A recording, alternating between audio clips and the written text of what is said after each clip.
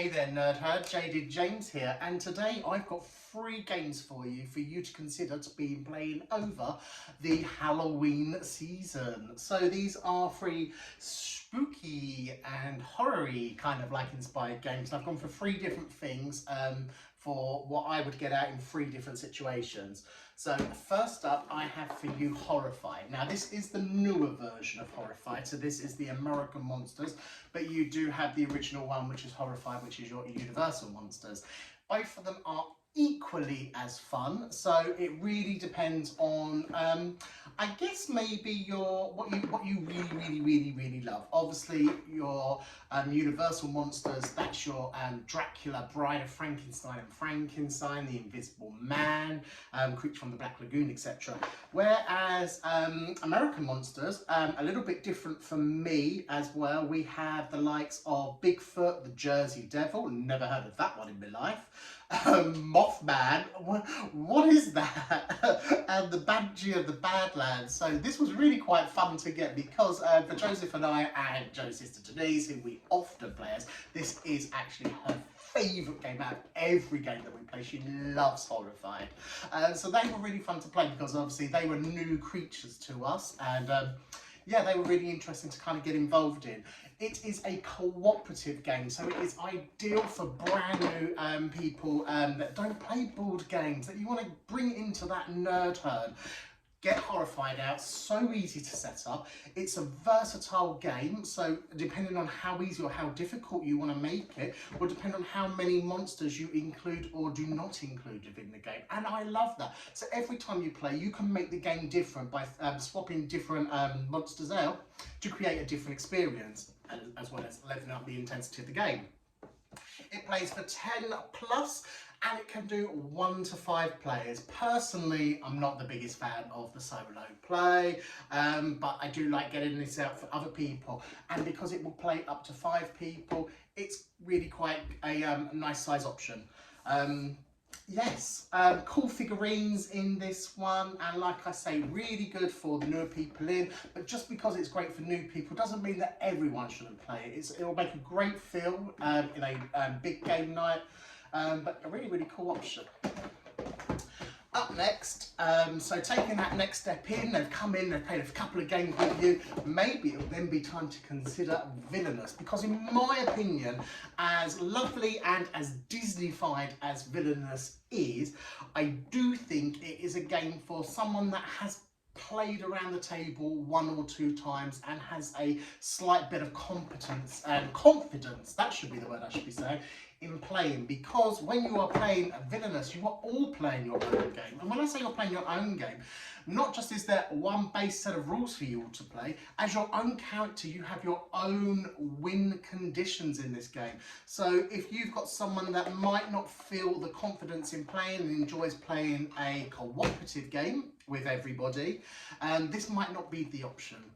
But when they are finding their feet and they're just ready to take it on, and to be honest, if it's someone's very first time playing, then the character you want to grab for them is, in my opinion, where am I?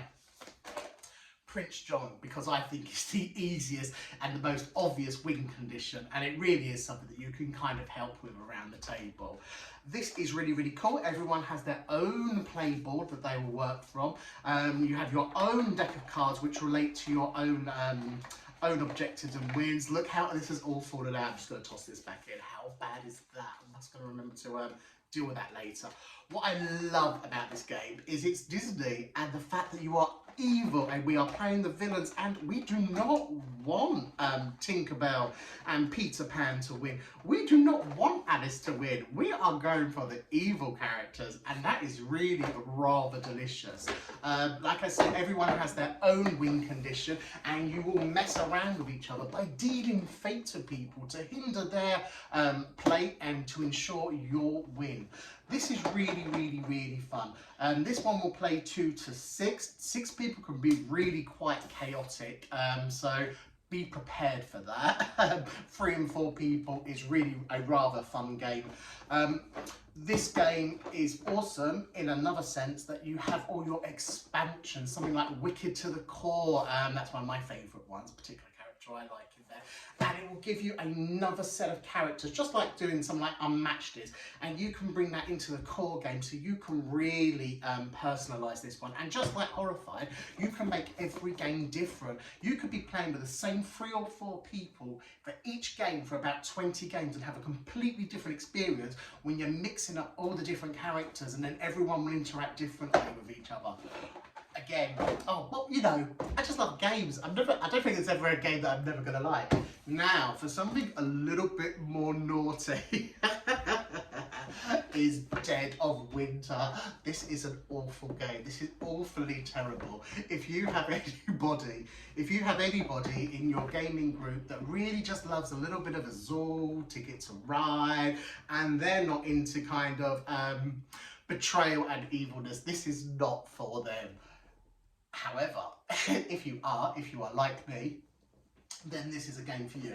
I will say though, there is an option in this game to remove certain cards that have the adult sort of theme into them, you know, so you can play with a younger audience or somebody that's just, you know, uncomfortable with in them kind of things. There's also a version of playing completely cooperative. This is a cooperative game in general, but the point of the game is you never quite know if there is a traitor in the mists, and therefore it is one versus everybody else in the group. Now there is a version where you can omit that and you are all playing for the good of your group.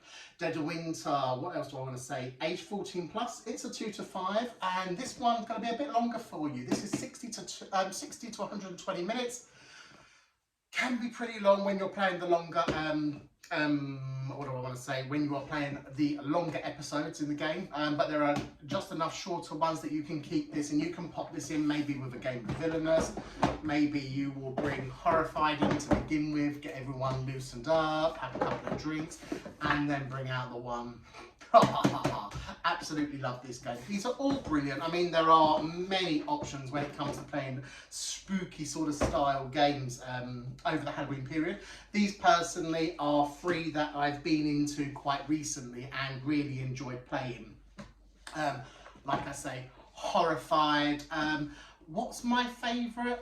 Maybe because I am from the UK, maybe I resonate a little more with Universal Horrified, Universal Monsters, the good old classic Dracula there, as opposed to American Monsters, because obviously these are not characters that I've grown up with, so obviously I don't resonate towards them as well as other people.